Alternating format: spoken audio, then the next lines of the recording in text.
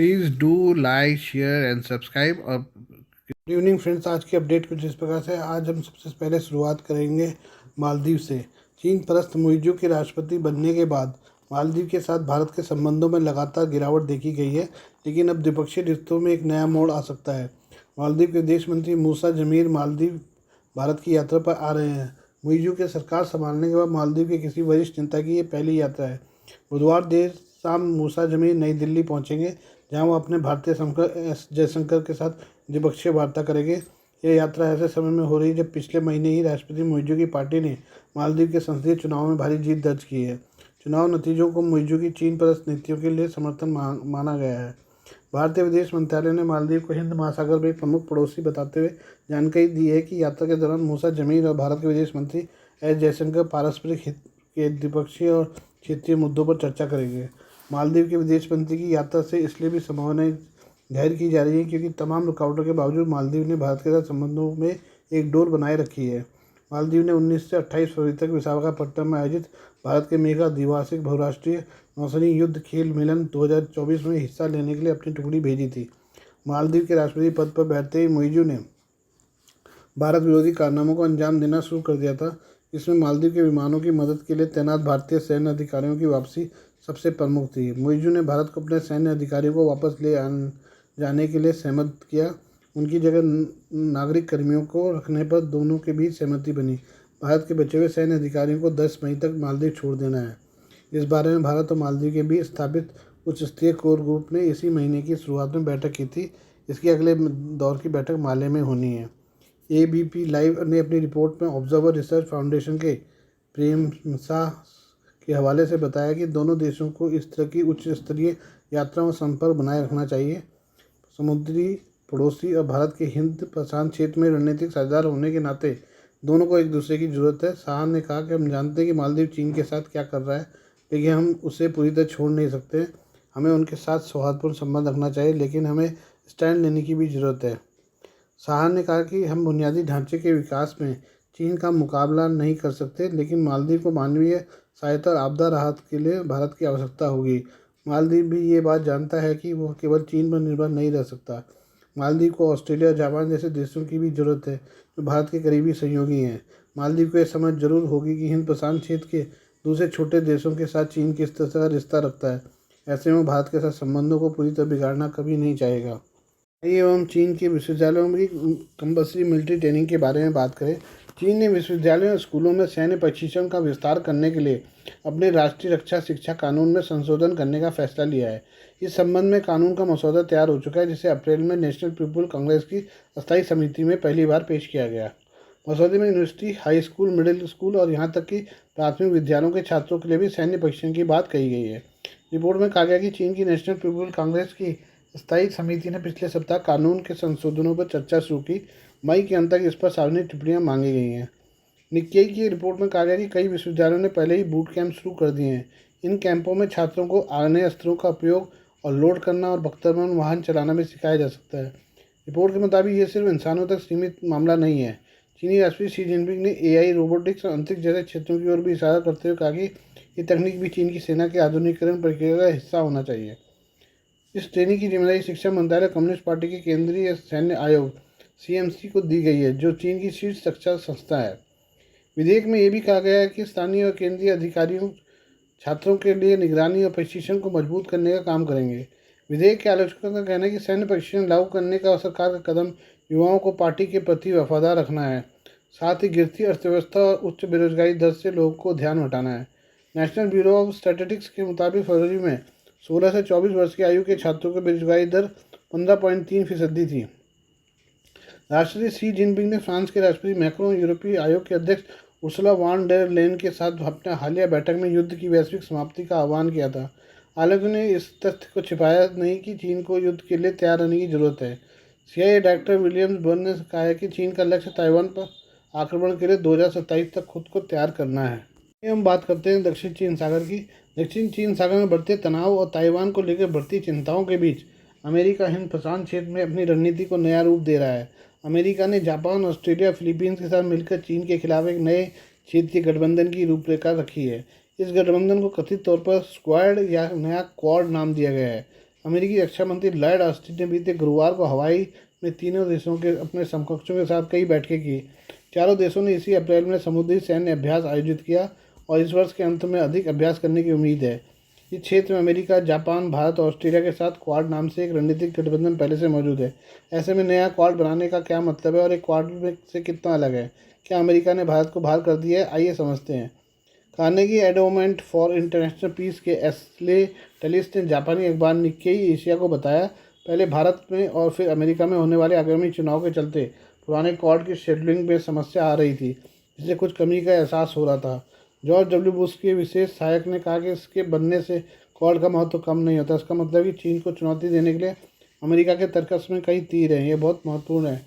टेलिस ने बताया कि चीन के साथ सैन्य संघर्ष में ऑकस क्वाड और अमेरिकी जापान गठबंधन जैसे मिनीलैटरल गठबंधन क्वाड से अधिक महत्वपूर्ण साबित हो गए। उन्होंने कहा कि ये क्वाड को बदनाम करने के लिए नहीं है, बस ये रणनीतिक तथ्य को रेखांकित करता है।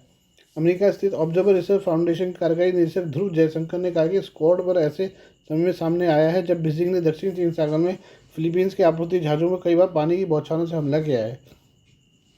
ये जहाज़ बीआरपी सियरा माद्रे पर तैनात फिलीपींस के सैनिकों को आपूर्ति पहुंचाने जाते हैं।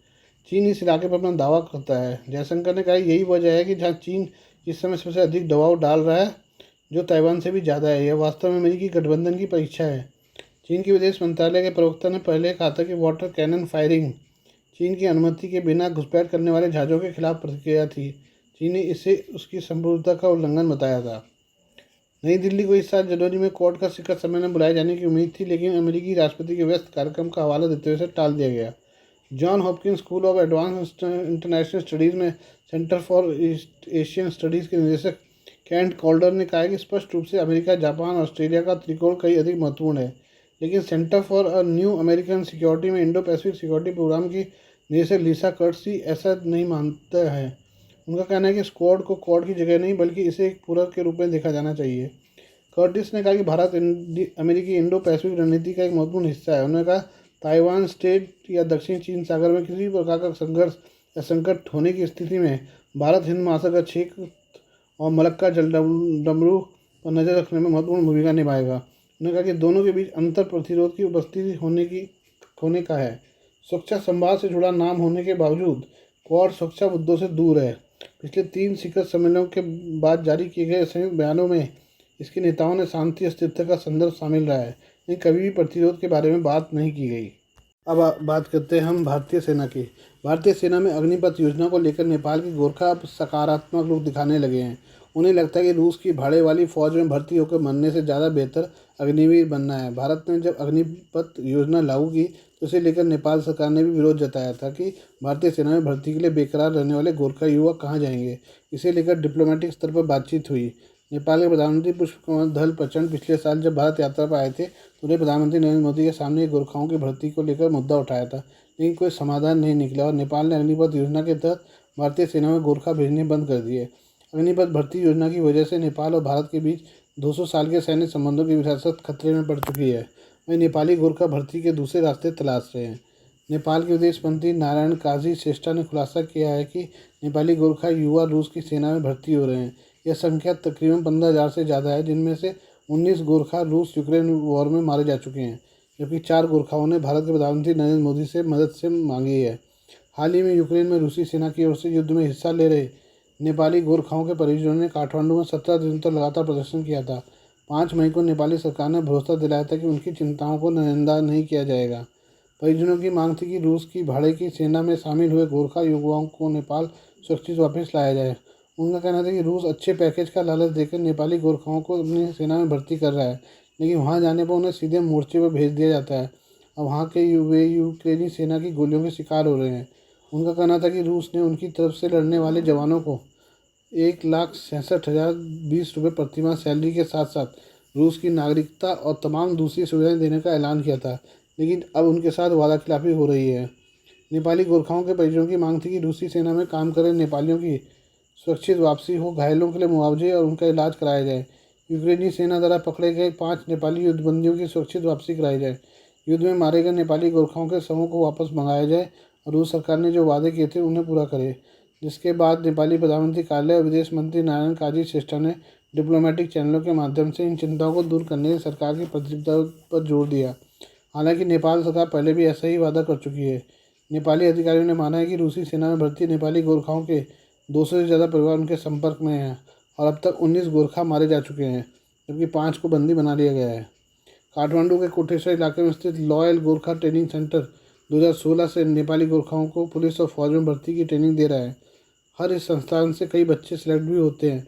इस सेंटर के मैनेजर प्रदेश राय भी इस बात से चिंतित है कि नेपाली गोरखा भर्ती के लिए रूस में भाड़े की फ़ौज में क्यों जा रहे हैं। वहाँ कोई सिक्योरिटी नहीं है, झूठे वादे करके लोगों को बरगलाया जा रहा है। वो कहते हैं कि नेपाली गोरखाओं की तो ज़बरदस्त पूछ है। Singapore police, British army, Dubai police, France army, Germany सेना और यहाँ तक कि ब्रुनेई पुलिस में भी नेपाली गोरखाओं की खूब मांग है। वह कहते हैं पहले गोरखा केवल भर्ती के लिए भारतीय सेना या ब्रिटिश आर्मी ही जाते थे, लेकिन भारत की अग्निपथ योजना की वजह से उन्हें अन्य रोजगार विकल्पों खोजने के लिए मजबूर होना पड़ा है। भर्ती शर्तों को लेकर नेपाल और भारत के बीच बातचीत में गतिरोध बना हुआ है, जिसके चलते रूसी सेना में भर्ती होना कई निराश गोरखाओं के लिए एक आकर्षक विकल्प के तौर पर सामने आया है। प्रदेश राय टूटी फूटी हिंदी में बताते हैं कि नेपाल सरकार को चाहिए कि वह अग्निपथ को लेकर भारत सरकार के साथ बातचीत करे, कुछ सौदेबाजी करे तो शायद बात बन जाए। वो कहते हैं कि नेपाल में रोजगार नहीं है, नेपाली सेना में गोरखाओं की भर्ती की इतनी गुंजाइश नहीं है। ऐसे में नेपाल सरकार को भी अपना रुख लचीला रखना चाहिए। अग्निपथ स्कीम तो भारत के बच्चों के लिए भी है, केवल नेपाल सरकार को क्यों परेशानी हो रही है। वो सुझाते हैं कि यहाँ गोरखे बहुत ज़्यादा हैं, चीनी सेना में वे जाएंगे नहीं। नेपाली गोरखाओं को अग्निपथ स्कीम अपनानी चाहिए, भले ही 4 साल के लिए ही सही। अग्निपथ स्कीम में सिक्योरिटी और आगे के लिए अच्छे चांस हैं। वो आगे कहते हैं कि एक तो 4 साल बाद 25 से 30 लाख रुपए लेकर नेपाली गोरखा घर लौटेगा, यहाँ कोई धंधा भी शुरू कर सकता है और यहाँ के लोगों को रोजगार भी देगा। नहीं तो Singapore police, British army, Dubai police, France army, Germany सेना और ब्रुनेई पुलिस तो है ही नौकरी के लिए, उन्हें भी भारतीय सेना के ट्रेन किए हुए गोरखा मिलेंगे। 4 साल में कोई गोरखा बूढ़ा नहीं होने जा रहा। वो मार्शल कौम है, उनके पास नौकरियों के बहुत मौके हैं। वो बताते हैं कि यूके की आर्मी गोरखाओं को 4 लाख नेपाली रुपए तनख्वाह देती है, जबकि सिंगापुर आर्मी 1.5 लाख रुपए के अलावा बाकी कई सुविधाएं भी देती है। वो बताते हैं कि ब्रुनेई पुलिस और सिंगापुर पुलिस में तकरीबन 5,000 गोरखे हर साल भर्तियां निकलती हैं। साल 1947 में आज़ादी के दौरान भारत में 10 गोरखा रेजिमेंट हुआ करती थी, लेकिन गोरखा सोल्जर पैक्ट 1947 के तहत इनमें से 6 भारतीय सेना का हिस्सा बनी रही, जबकि बाकी 4 रेजिमेंट ब्रिटिश सेना का हिस्सा बन गई। मौजूदा वक्त में भारतीय सेना में 7 गोरखा रेजिमेंट है और उनकी 39 बटालियन है, जिसमें लगभग 32,000 गोरखा सैनिक हैं। इसमें लगभग 60% सैनिक नेपाल से हैं और 40% भारत के गोरखाली समुदाय से हैं। वहीं अग्निपथ स्कीम आने के बाद नेपाल और भारत सरकार के बीच मतभेद शुरू हो गए। नेपाल सरकार ने कह दिया है कि वो गोरखा रेजिमेंट के लिए अग्निपथ योजना के तहत गोरखाओं की भर्ती के लिए नहीं भेजेगी, क्योंकि यह गोरखा सोल्जर पैक्ट 1947 का उल्लंघन है। आज के लिए बस इतना ही, बाकी मिलते हैं कल आपसे नई खबरों के साथ। धन्यवाद।